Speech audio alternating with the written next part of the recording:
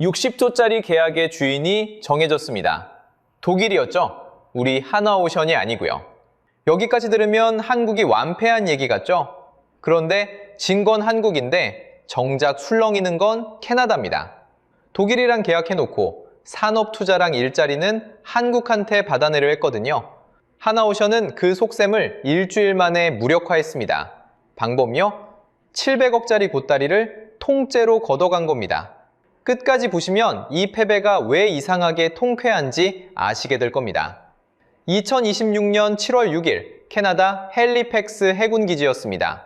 카니 총리가 마이크 앞에 섰죠.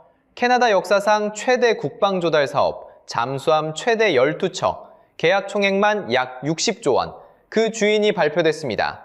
독일 TKMS였어요. 우리 하나오션은 탈락이었고요. 여기까지만 들으면 그냥 한국이 진 겁니다. 뭐 질 수도 있죠. 경쟁이니까요.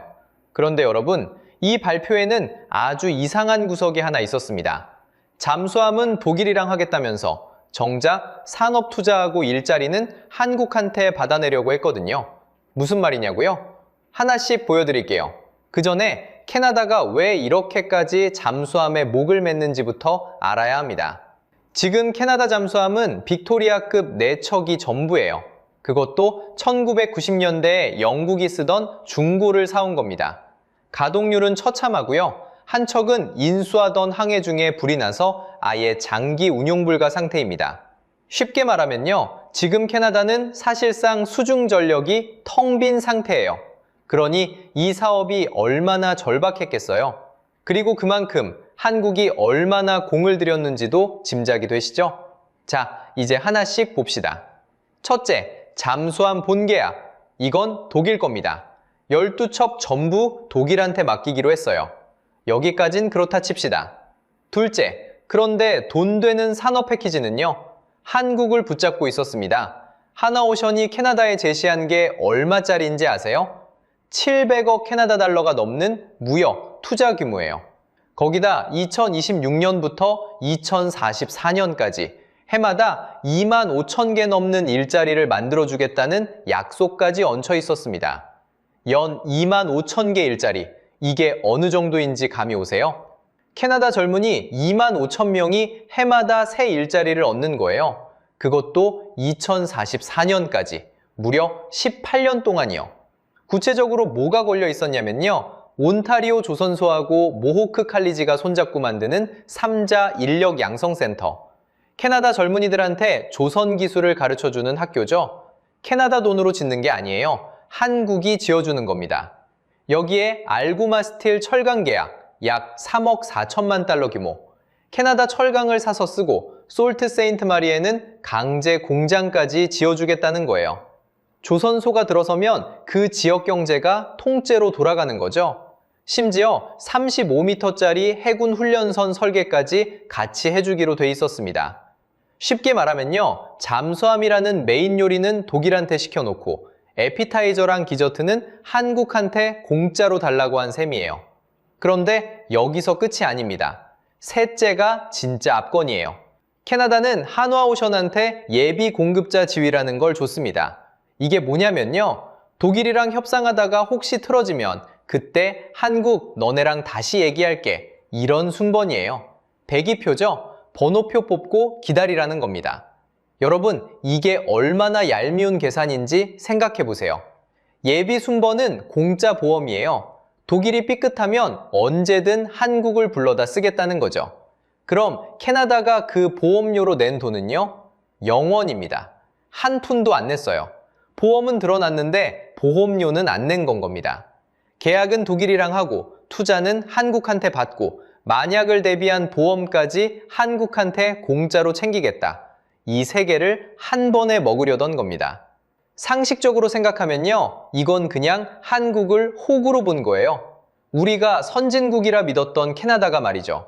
지려면 그냥 깔끔하게 이기고 지면 됩니다. 그런데 계약은 남주고 돈 되는 건 우리한테 뜯어가고 보험까지 공짜로 들려고 했어요. 배알이 꼴리지 않습니까? 그런데 말입니다. 하나오션이 이 계산을 딱 일주일 만에 박살냈습니다. 어떻게 했을까요? 발표가 나오고 딱 다음 날이었습니다.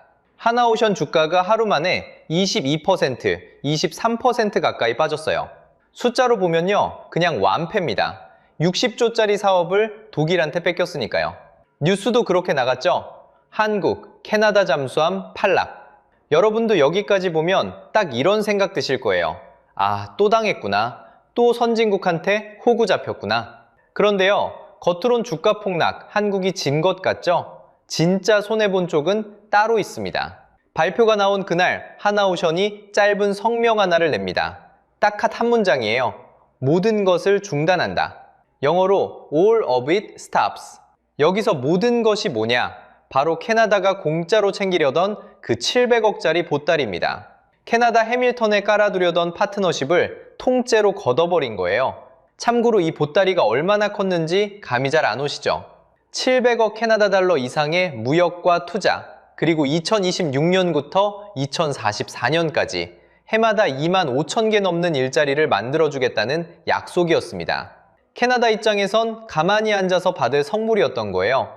하나씩 볼게요. 먼저 온타리오 조선소에 짓기로 했던 인력양성센터. 그 지역 모호크 칼리지랑 손잡고 캐나다 조선기술자를 키워주기로 한 거예요. 그냥 말로만 한 게 아니에요. 올해 2월에 협약서까지 쓴 겁니다. 그거 없던 일이 됐어요. 다음, 알고마 스틸이랑 맺은 3억 4천만 달러짜리 철강 계약. 캐나다산 철강을 사주고 솔트 세인트 마리에 강제 공장까지 지어주기로 한 거예요. 그것도 걷어갔습니다. 마지막으로 35m짜리 캐나다 해군 훈련선. 그 배 설계에 하나오션이 참여하기로 돼 있었는데 거기서도 손을 뗐어요. 하나, 둘, 셋. 협약이 도미노처럼 무너진 겁니다.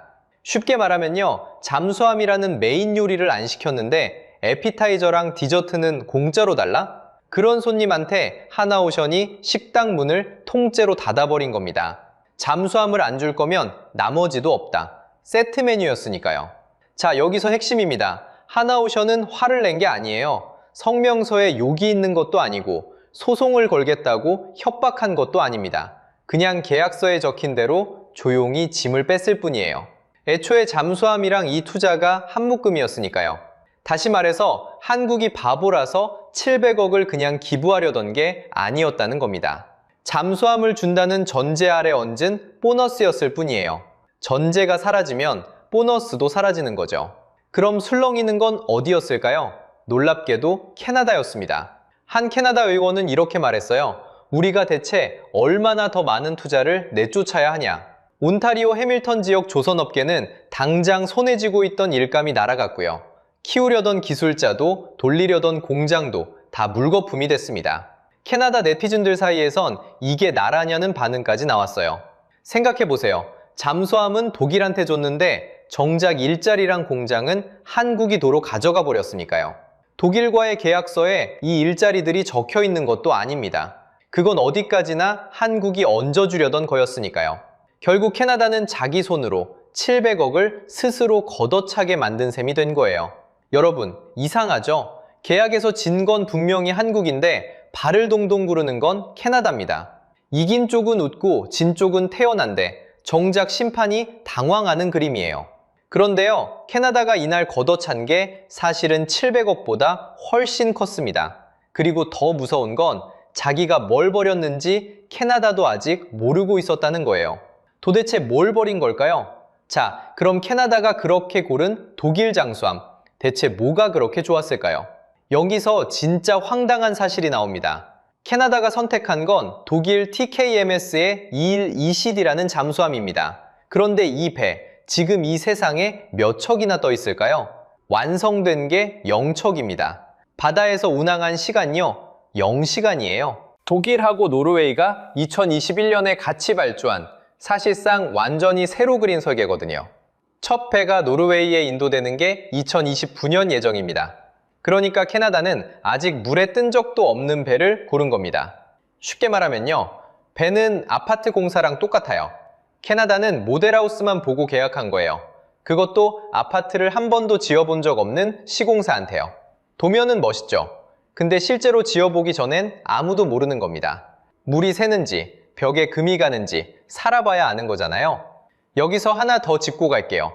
독일이 잠수함 못 만드는 나라냐? 그건 아니에요. 독일 TKMS는 세계에서 재래식 잠수함을 제일 많이 수출한 회사입니다.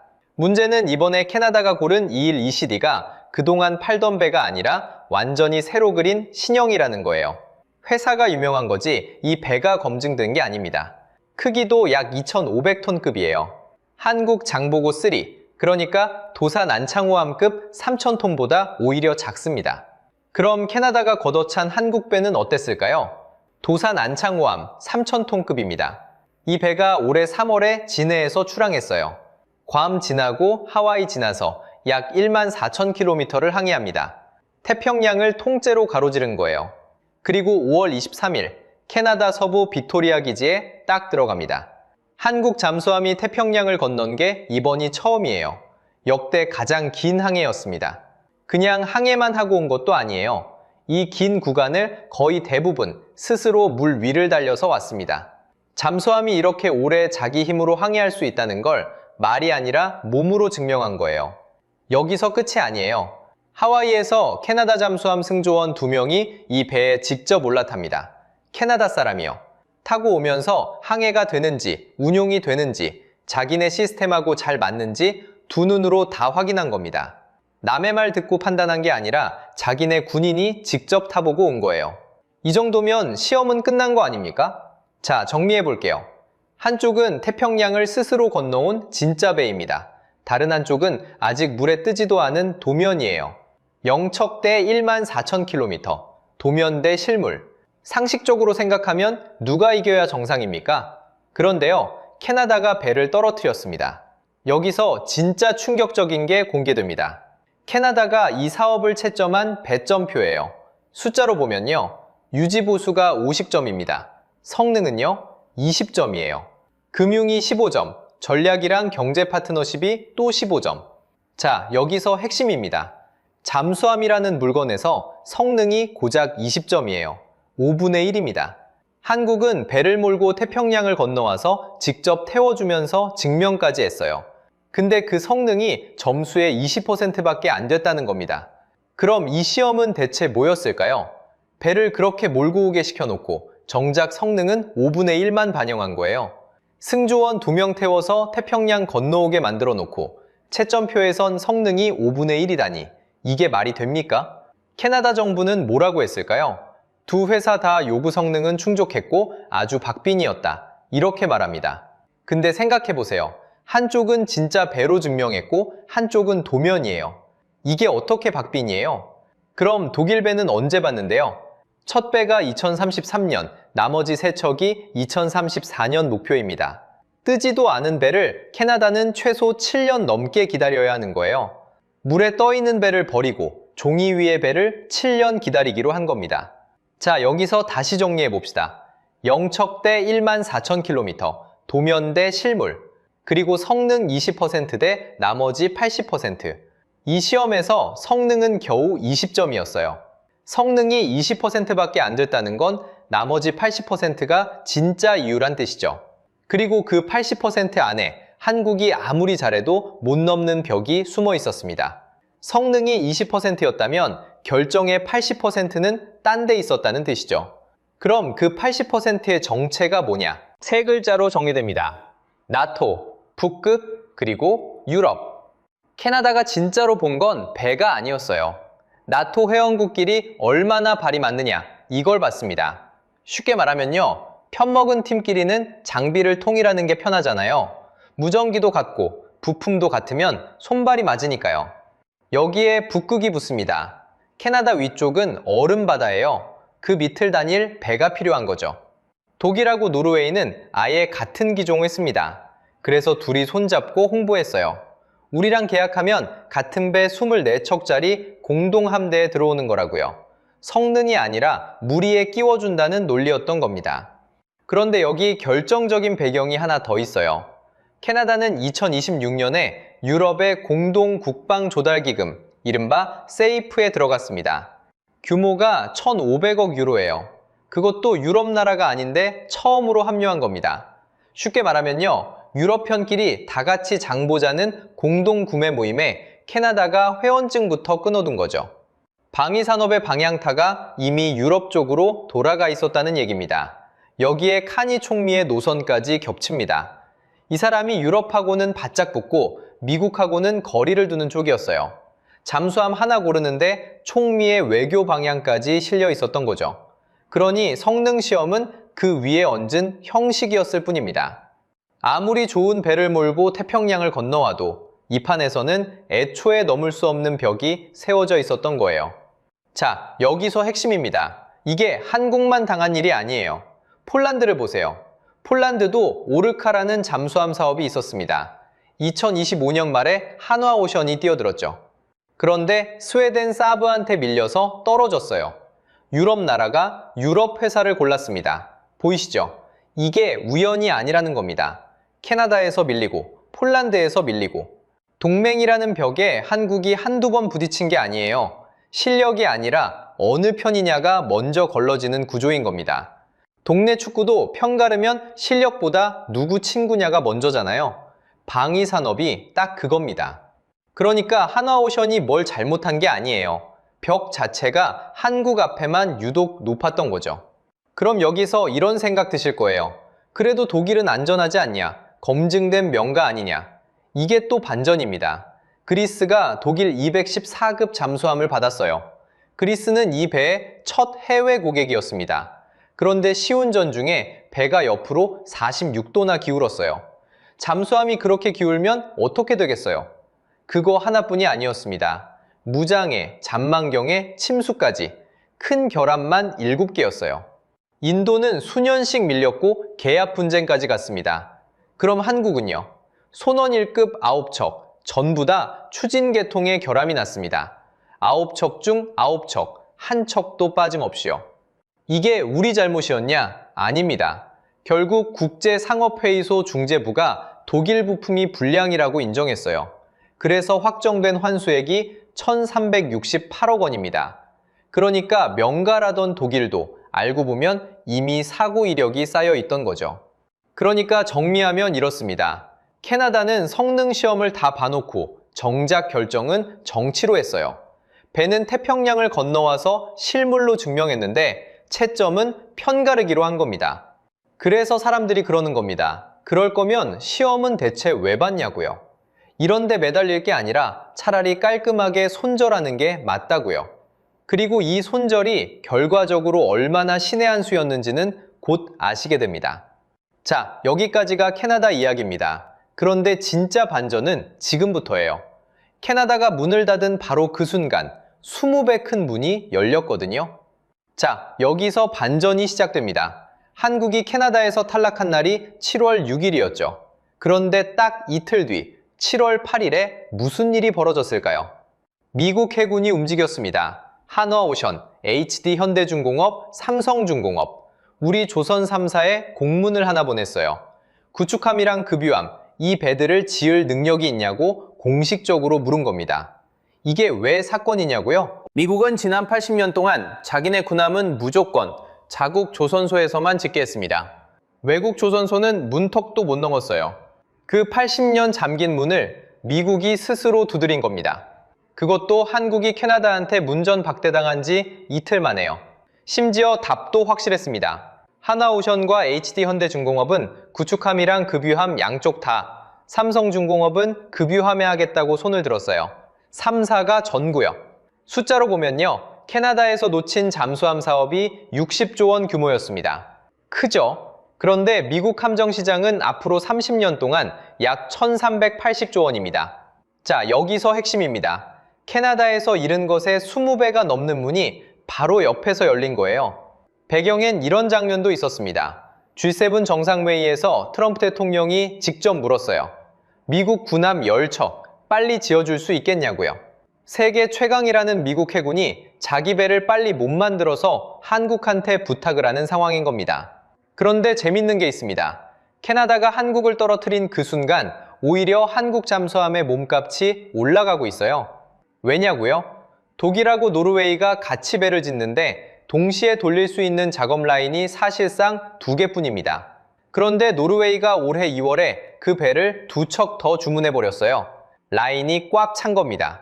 쉽게 말하면요. 유럽 조선소는 이미 주문이 밀려서 새 손님을 못 받아요. 앞으로 십수년은 캐나다 물량되느라 여유가 없는 거죠. 그럼 사우디, 페루, 동남아처럼 잠수함이 급한 나라들은 어디로 가야 할까요? 한국입니다. 실제로 사우디는 올해 2월 한화오션의 장영 실험 시연에 관심을 보였어요.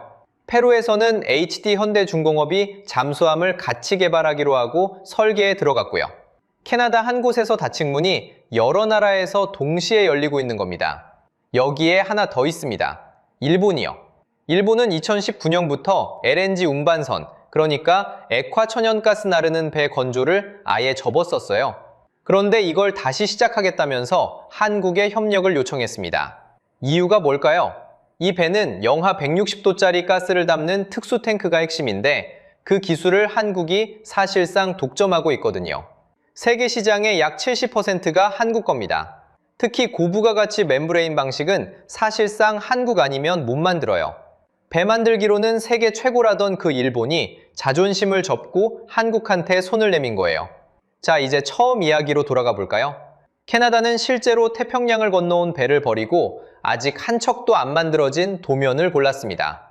한국은 700억을 걷어차인 게 아니라 스스로 걷어낸 거고요. 기억나시죠? 파트 2에서 캐나다가 걷어찬 게 700억보다 훨씬 크다고 말씀드렸잖아요. 그 더 큰 것의 정체가 바로 이겁니다. 그 손절 이틀 뒤에 20배 큰 문이 미국에서 열리고 사우디와 일본이 먼저 손을 내민 거예요. 여러분, 딱 40년 전만 해도 우리는 독일에서 잠수함 만드는 법을 배워오던 나라였어요. 독일 조선소에 우리 기술자들을 보내서 어깨너머로 배 짓는 법을 배우던 나라였고요. 그런데 지금은 어떻습니까?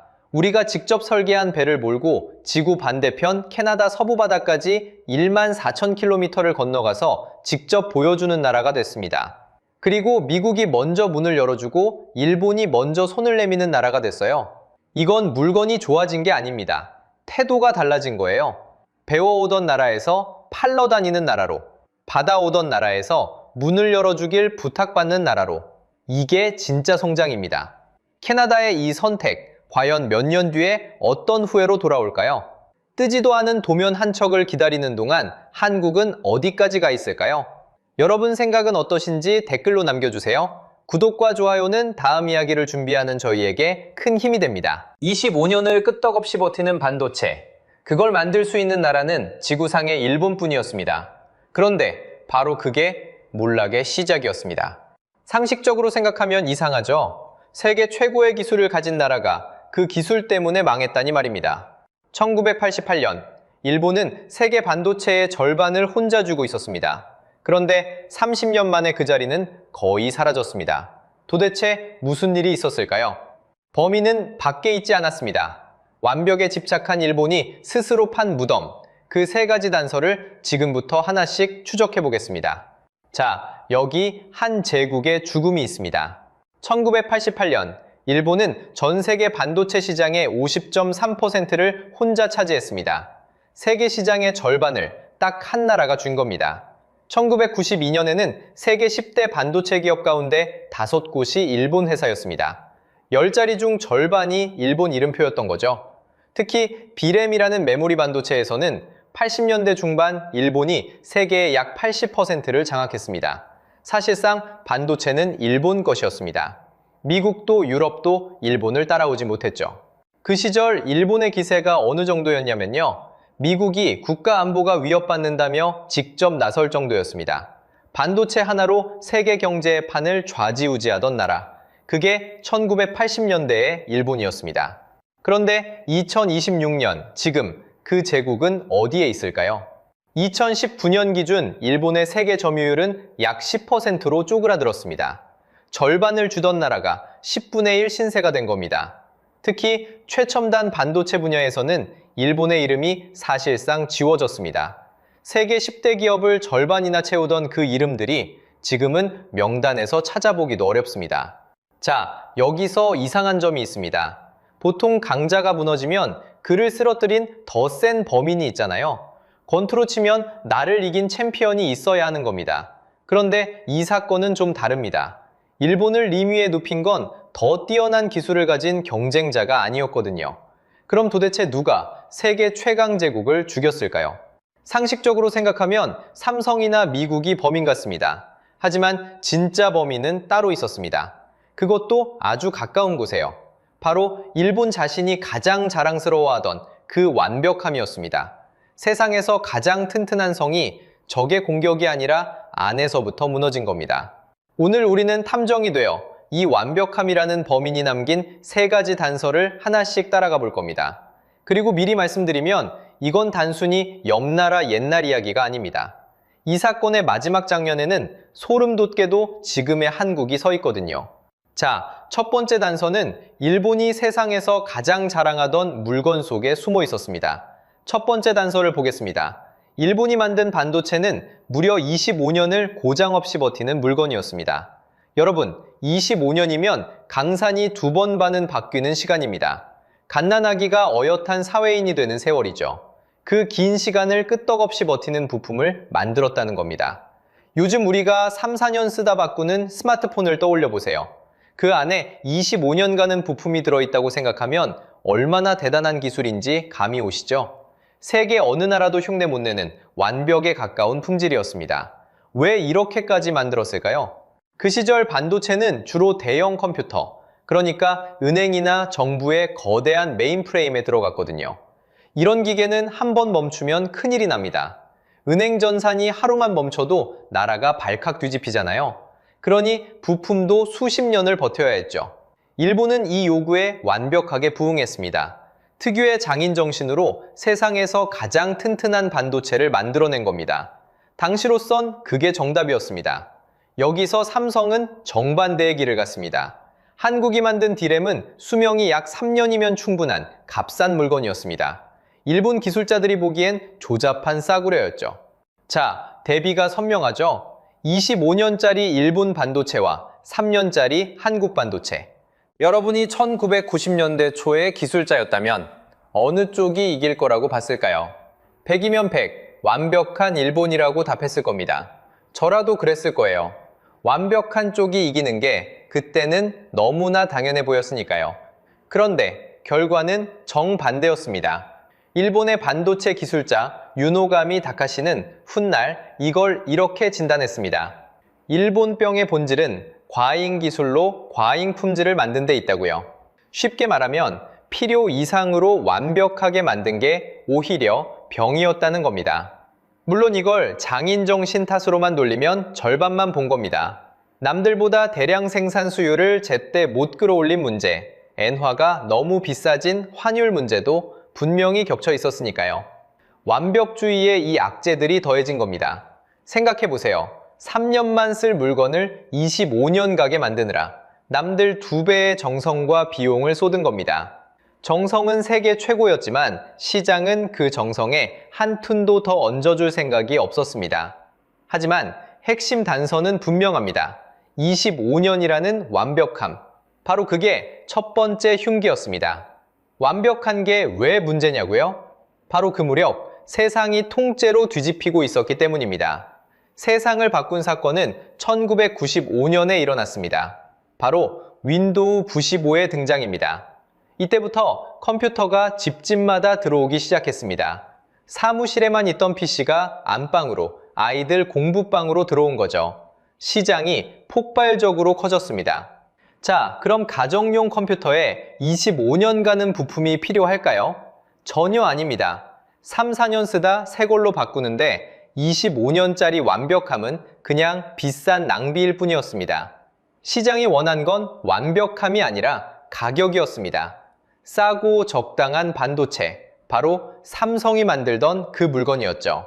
세상이 원하는 정답을 한국이 쥐고 있었던 겁니다. 반대로 일본은 아무도 원치 않는 완벽함을 여전히 비싸게 팔고 있었습니다. 손님은 얼른 나오는 짜장면 한 그릇을 찾는데 주방에선 혼자 3시간짜리 코스 요리를 보집한 셈이죠. 아무리 요리가 훌륭해도 손님은 옆 가게로 가버립니다. 여기서 정말 흥미로운 대목이 있습니다. 위기를 먼저 알아챈 건 오히려 미국이었거든요. 인텔은 1985년 자기가 잘 만들던 D램 사업을 아예 접어버립니다. 대신 컴퓨터의 두뇌인 마이크로 프로세서로 방향을 확 틀었죠. 잘하던 걸 과감히 버리는 결단을 내린 겁니다. 버려야 살 때 미련 없이 버린 거예요. 그런데 일본은 정반대였습니다. 자기가 세계 최고인 그 디램을 죽어도 못 놓았습니다. 완벽을 버리지 못한 것, 그게 첫 번째 단서의 진짜 무서운 얼굴이었습니다. 그동안 한국은 무섭게 치고 올라왔습니다. 사실 삼성의 도전은 훨씬 전부터였습니다. 1983년 삼성은 이른바 도쿄 선언으로 반도체 진출을 공식화했고 그 해 안에 64K 디램을 개발합니다. 미국과 일본에 이어 세계에서 세 번째였죠. 모두가 무모하다고 비웃던 도전이었습니다. 그리고 1993년 이건희 회장은 마누라와 자식만 빼고 다 바꾸라며 신경영을 선언합니다. 완벽함을 죽어도 못 버린 일본과 다 바꿔서라도 이기려던 한국. 승부는 이미 여기서 갈리고 있었던 겁니다. 지키려는 자와 바꾸려는 자의 싸움에서 승자는 늘 바꾸는 쪽이었습니다. 시장에서 완벽주의는 훈장이 아니라 무거운 족쇄였던 겁니다. 자, 첫 번째 단서가 이렇게 정의됩니다. 일본은 완벽했기 때문에 오히려 변화한 시장을 놓쳤습니다. 그런데 이 완벽함의 대가가 정확히 얼마짜리였는지 냉정하게 계산기를 두드려보면 진짜 소름이 돋습니다. 자, 이제 감정을 빼고 냉정하게 돈 계산을 해봅시다. 완벽한 물건을 만들면 돈을 더 벌어야 정상이잖아요. 그런데 일본은 왜 오히려 가난해졌을까요? 바로 여기에 첫 번째 단서에 진짜 값이 숨어 있습니다. 먼저 잃어버린 시장의 크기를 보시죠. 1988년 세계의 절반 50.3%를 주던 일본이 2019년엔 약 10%로 주저앉았습니다. 시장을 이만큼 잃었다는 건 그만큼 돈이 통째로 빠져나갔다는 뜻입니다.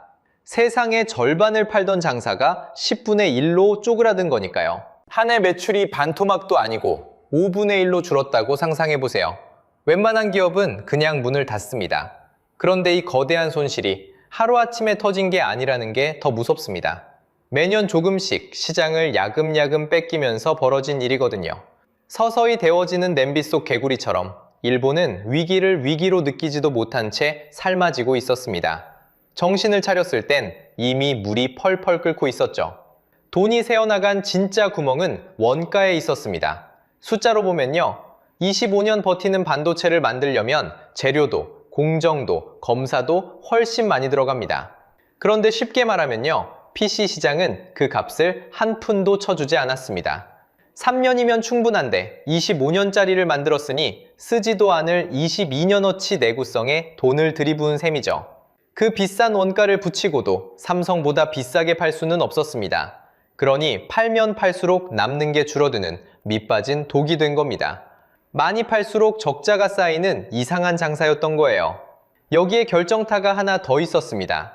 1986년 맺어진 미일 반도체 협정입니다. 잘 나가는 일본을 견제하려고 미국이 압박해 만든 협정인데요. 핵심은 일본이 값을 함부로 못 내리게 손발을 묶은 겁니다. 이걸 경제학에서는 덤핑 방지라고 합니다. 원가보다 싸게 팔아 상대를 밀어내는 걸 못하게 막은 거죠.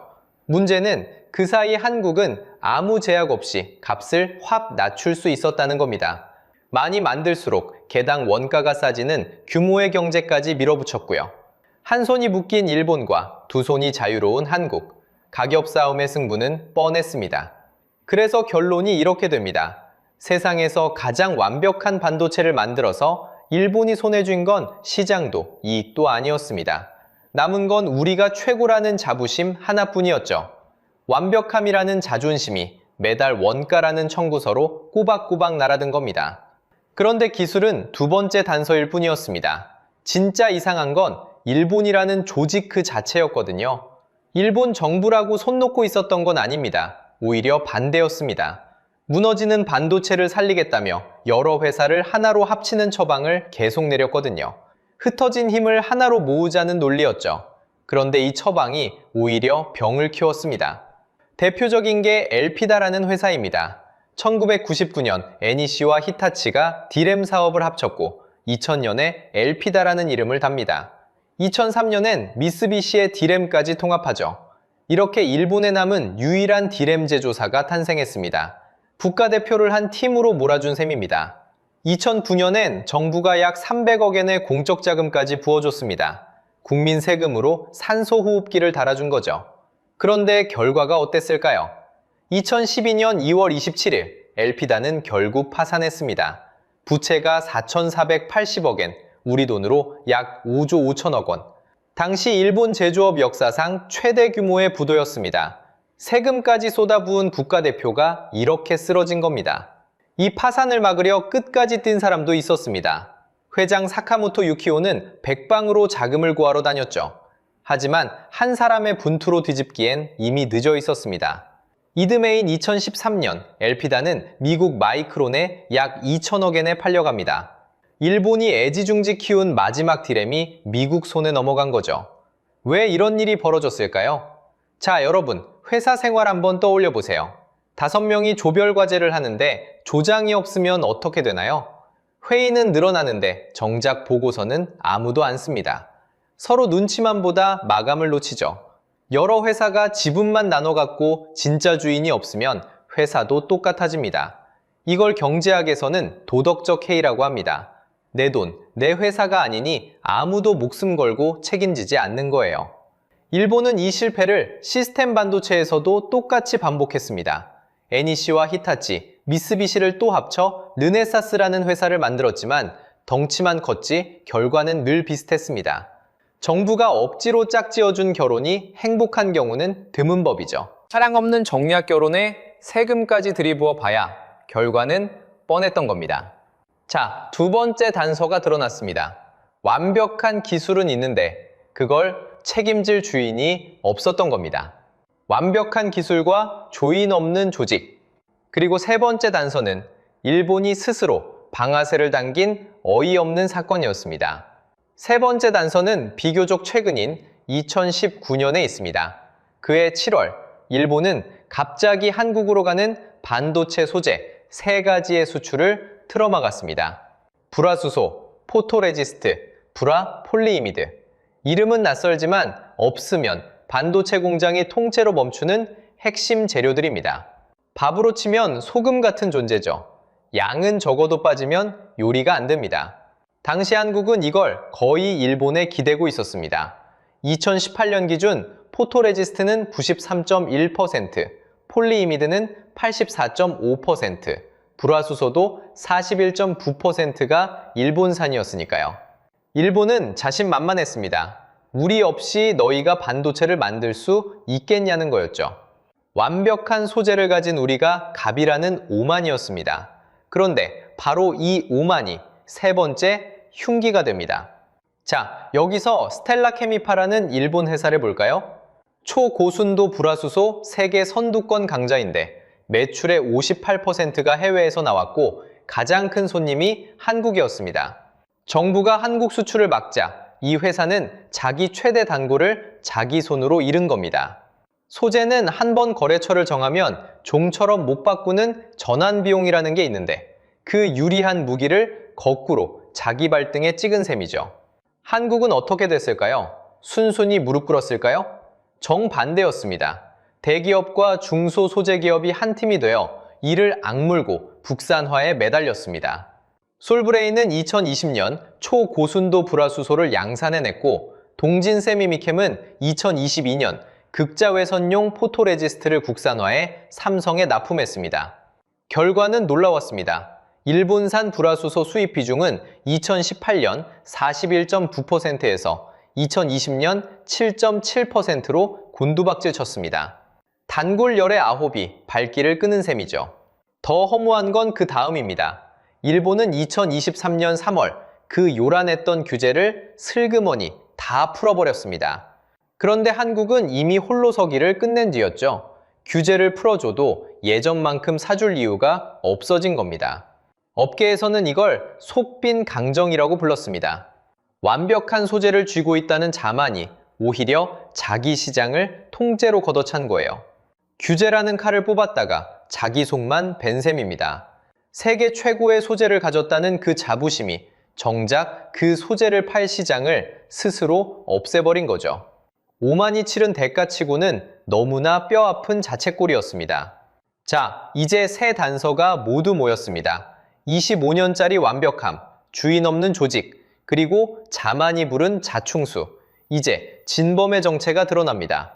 자, 새 단서를 모아 진범을 지목할 시간입니다. 일본 반도체를 죽인 범인은 삼성이 아니었습니다. 미국도 중국도 아니었습니다. 진범은 일본 안에 있었습니다. 바로 완벽함에 대한 집착, 아무도 책임지지 않는 부조, 그리고 내가 갑이라는 자만. 이 셋이 합쳐진 완벽이라는 이름의 범인이었습니다. 가장 튼튼했던 성이 밖의 적이 아니라 안에서부터 조용히 무너진 겁니다. 강점이 곧 사인이 된 셈이죠. 그럼 일본은 이대로 끝일까요? 아닙니다. 일본도 이 진실을 뒤늦게 알아챘습니다. 그래서 2022년 8월 국가의 명운을 건 승부수를 던집니다. 라피더스라는 새 회사입니다. 토요타, 소니, 소프트뱅크 같은 대표 기업 8곳이 손잡고 미국 IBM에게서 이 나노 기술을 넘겨받았죠.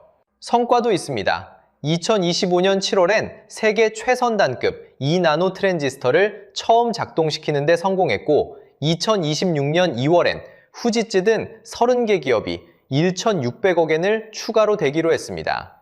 겉보기엔 일본이 다시 힘차게 뛰는 것처럼 보입니다. 그런데 자, 여기서 소름 돋는 대목이 있습니다. 라피더스를 뜯어보면 30년 전 그 범인이 또 보이거든요. 이 회사 사실상 부경이나 다름없습니다. 정부 지원이 누적 2조 3,500억 엔을 넘었고 정부가 최대 주주의 의결권 11.5%, 거부권까지 쥔 황금주를 가졌습니다. 돈은 기업이 되는데 결정 버튼은 정부가 진 2조. 어디서 많이 봤죠?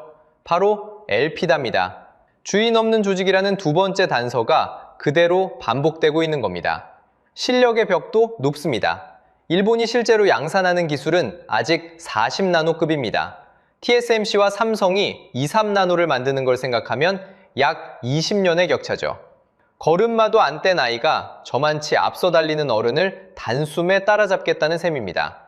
게다가 앞으로 10년간 반도체 인력이 3만 5천에서 4만 명 부족할 거라는 전망까지 나옵니다. 세금을 아무리 부어도 정작 뛸 선수가 없는 거예요. 그렇다고 비웃을 순 없습니다. TSMC가 2024년 부마모토에 공장을 열고 일본 정부가 1조 2천억 엔을 지원하면서 지역이 들썩였으니까요.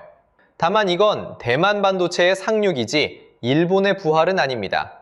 완벽한 기술을 다시 손에 넣는다 해도 그걸 책임질 주인이 없다면 30년 전과 똑같은 길을 걷는 셈이니까요. 그런데 이 사건을 여기서 덮으면 안 됩니다. 등골이 서늘해지는 질문이 하나 남았거든요. 완벽함이라는 이 범인, 정말 일본에만 있는 걸까요? 이제 이 사건의 마지막 장면입니다. 그리고 그 자리엔 소름 돋게도 지금의 한국이 서 있습니다. 지금 한국 반도체는 화려합니다. 세계 디램 시장에서 삼성이 약 38%, SK하이닉스가 약 29%로 합치면 67%, 세계 디램의 3분의 2가 한국 것입니다. AIS는 초고속 메모리, HBM에서는 SK하이닉스가 약 52%로 1위, 삼성이 약 39%로 뒤를 바칩니다. 낸드 플래시에서도 삼성이 약 29%, SK가 약 18%로 앞서 있죠. AI 열풍으로 메모리가 없어서 못 파는 슈퍼사이클까지 왔습니다. 딱 30년 전 세계의 절반을 쥐고 웃던 그때의 일본과 판박입니다. 바로 여기서 소름이 돋습니다. 일본을 죽인 그 범인의 얼굴이 지금 한국에도 어른거리거든요. 첫째, 한우물 편중입니다. 일본이 디램에 취해 있었듯 한국은 메모리에 지나치게 기대고 있습니다. 시스템 반도체나 파운드리는 아직 갈 길이 멀죠. 둘째, 중국의 맹추력입니다. 과거 일본을 추월한 게 한국이었듯 이번엔 중국이 무섭게 뒤를 쫓습니다. 셋째, 사람입니다. 일본이 인력난에 무너졌듯 한국도 저출생과 이공계 기피라는 똑같은 벽 앞에 서 있습니다. 일본은 만든 것을 팔았고 한국은 팔릴 것을 만들었습니다. 그래서 이겼죠. 그런데 지금 우리는 과연 어느 쪽에 서 있을까요? 잘 나갈 때가 가장 위험한 법입니다. 완벽하다고 우리가 최고라고 자만하는 순간이 바로 그 범인이 문을 두드리는 순간이거든요. 30년 전 일본이 딱 그랬으니까요. 역사는 무섭도록 정확하게 반복되거든요. 그럼 우리는 무엇을 해야 할까요? 세 가지만 짚겠습니다. 첫째, 메모리 한 다리에만 기대지 말고 시스템 반도체와 파운드리의 균형을 키워야 합니다. 둘째, 주인 없는 조별 과제가 아니라 책임지고 길게 투자할 주체와 뚝심 있는 거버넌스가 필요합니다. 셋째, 무엇보다 사람입니다. 반도체를 만들 인재를 지금부터 길러야 합니다. 여러분은 어떻게 보시나요?